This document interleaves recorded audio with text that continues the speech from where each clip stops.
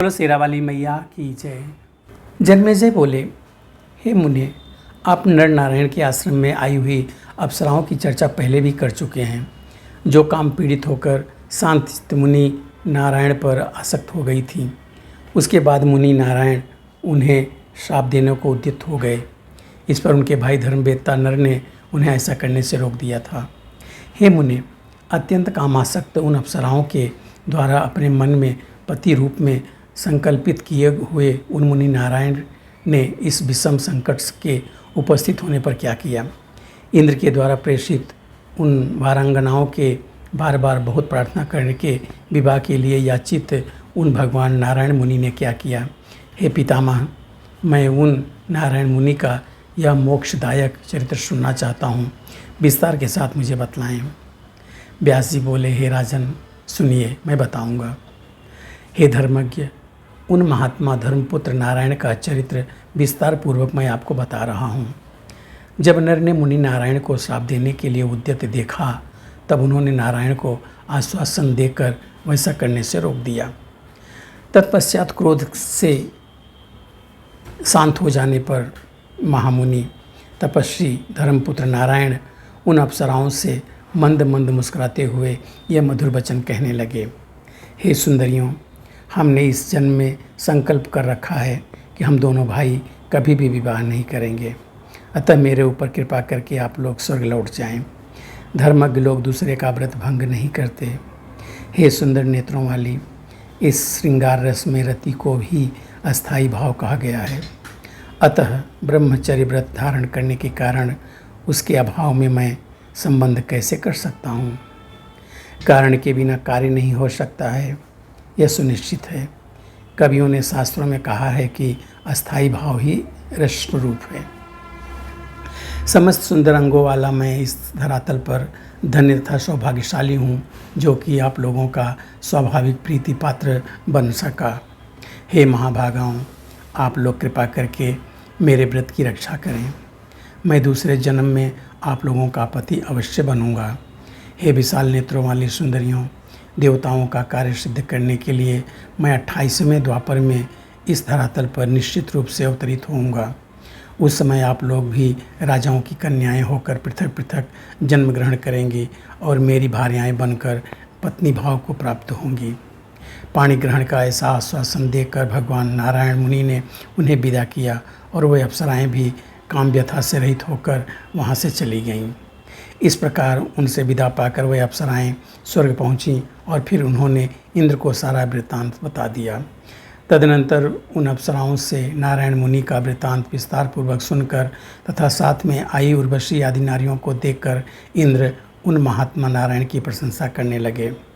इंद्र बोले, अहो, उन मुनि का ऐसा अपार धैर्य तथा तपोबल है, जिन्होंने अपने तप के प्रभाव से उन्हीं अप्सराओं के सदृश रूप वाली अन्य उर्वशी आदि अप्सराएं उत्पन्न कर दी। नारायण मुनि की यह प्रशंसा करके देवराज इंद्र का मन प्रसन्नता से परिपूर्ण हो गया। उधर धर्मात्मा नारायण भी तपस्या में संलग्न हो गए। हे राजन, इस प्रकार मैंने आपसे मुनि नारायण और महामुनि नर के संपूर्ण अद्भुत वृत्तांत का वर्णन कर दिया। हे भरतश्रेष्ठ, वही नर नारायण भृगु के शापवश पृथ्वी का भार उतारने के लिए इस श्लोक में पराक्रमी कृष्ण तथा अर्जुन के रूप में अवतरित हुए थे। राजा बोले, हे मानत, अब आप कृष्ण अवतार की कथा विस्तार के साथ मुझसे कहिए और मेरे मन में जो संदेह है उसका निवारण कीजिए। हे मुने, महाबली श्री कृष्ण और बलराम जिनके पुत्र रूप में उत्पन्न हुए, उन वसुदेव और देवकी को दुख का भागी क्यों होना पड़ा? जिनकी तपस्या से संतुष्ट होकर भगवान श्री हरि उनके पुत्र बने थे, वही ही वसुदेव और देवकी बेड़ियों में बद्ध होकर कंस के द्वारा बहुत वर्षों तक क्यों सताए गए? वे श्री कृष्ण उत्पन्न तो मथुरा में हुए, किंतु गोकुल क्यों ले जाए गए? बाद में कंस का वध करके उन्होंने द्वारिका में निवास क्यों किया? अपने पिता आदि के द्वारा सेवित समृद्धि संपन्न तथा पवित्र स्थान को छोड़कर वह भगवान श्री कृष्ण दूसरे अनार्य देश में क्यों चले गए? एक ब्राह्मण शाप से भगवान श्री कृष्ण के वंश का नाश क्यों हो गया? पृथ्वी का भार उतार कर उन सनातन भगवान श्री कृष्ण ने तुरंत देह त्याग कर दिया और वह स्वर्ग चले गए। जिन पापियों के भार से पृथ्वी व्याकुल हो उठी थी, उन्हें तो अमित कर्मों वाले भगवान श्री कृष्ण और अर्जुन ने मार डाला था, किंतु जिन चोरों ने भगवान श्री कृष्ण की पत्नियों का अपहरण किया उन्हें वे क्यों नहीं मार सके। भीष्म, द्रोण, कर्ण, राजा बाहरिक, वैराट, विकर्ण तथा धृष्टद्युम्न, सोमदत्त आदि सभी राजागण युद्ध में मार डाले गए। भगवान श्री कृष्ण ने उनका भार तो पृथ्वी पर से उतार दिया, किंतु वे चोरों का भार क्यों नहीं मिटा सके। कृष्ण की पवित्रता पत्नियों को निर्जन स्थान में इस प्रकार दुख क्यों मिला। हे मुनिश्रेष्ठ, मेरे मन में यह संदेह बार बार हो रहा है। धर्मात्मा वसुदेव बने पुत्र शोक से संतप्त होकर अपने प्राण त्याग दिए। इस प्रकार वे अकाल मृत्यु को क्यों प्राप्त हुए। हे मुनिवर, पांडव धर्मनिष्ठ थे और भगवान कृष्ण में सदा तल्लीन रहते थे, फिर भी उन्हें दुख क्यों भोगना पड़ा। महाभागा द्रौपदी को दुख क्यों सहने पड़े।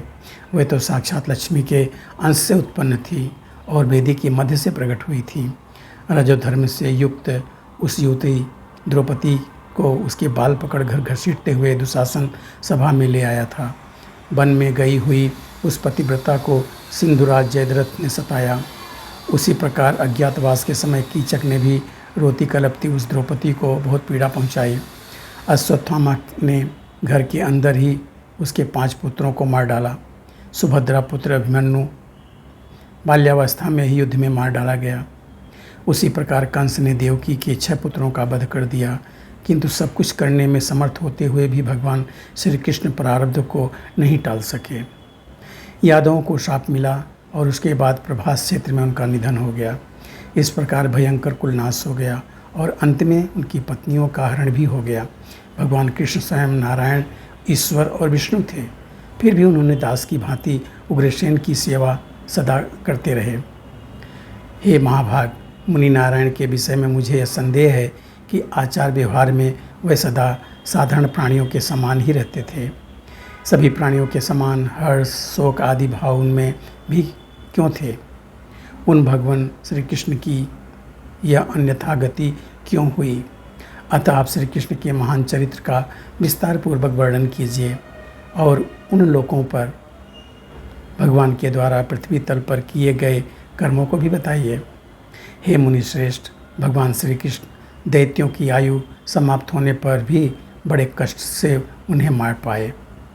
उस समय उनकी विख्यात ईश्वरी शक्ति कहाँ थी। रुक्मिणी हरण के समय वह वासुदेव श्री कृष्ण उसे लेकर भाग गए थे। उस समय तो उन्होंने चौर तुल्य आचरण किया था। शक्तिशाली तथा अपने पूर्वजों के द्वारा प्रतिष्ठित किए गए मथुरा मंडल को छोड़कर वह श्री कृष्ण जरासंध के भय से द्वारका चले गए थे। उस समय कोई भी नहीं जान सका कि श्री कृष्ण भगवान विष्णु हैं। हे ब्राह्मण, श्री कृष्ण के द्वारा अपने को ब्रज में छिपाए रखने का कुछ कारण आप मुझे बतलाइए। हे सत्यवती नंदन, ये तथा और दूसरे भी बहुत से संदेह हैं। हे महाभाग, हे द्विजवर, आप सर्वज्ञ हैं, अतः आप आज उन्हें दूर कर दीजिए। एक और गोपनीय संदेह है जो मेरे मन से नहीं निकल पा रहा है। क्या द्रौपदी के 5 पतियों का होना लोक में निंदनीय नहीं है। विद्वज्जन तो सदाचार को ही प्रमाण मानते हैं, तब समर्थ होकर भी उन पांडवों ने पशु धर्म क्यों स्वीकार किया।